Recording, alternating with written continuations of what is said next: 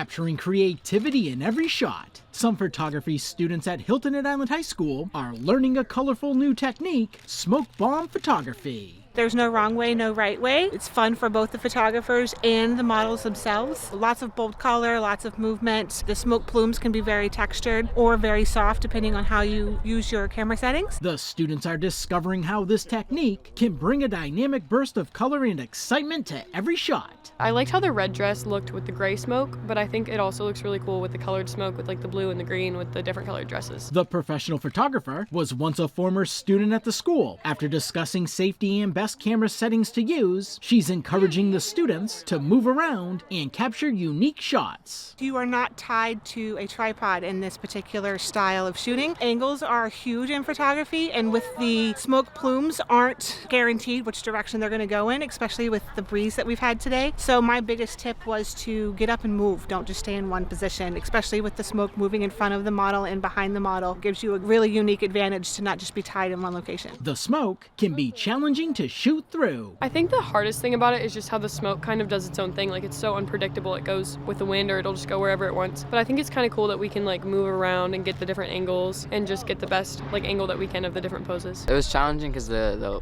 light rays from the sun, and it was a little challenging, but it went pretty smooth so far. The photographer is excited to see the students' reactions as they review their photos, and the students are really enjoying this experience. Just to be able to be creative and not have any wrong or right.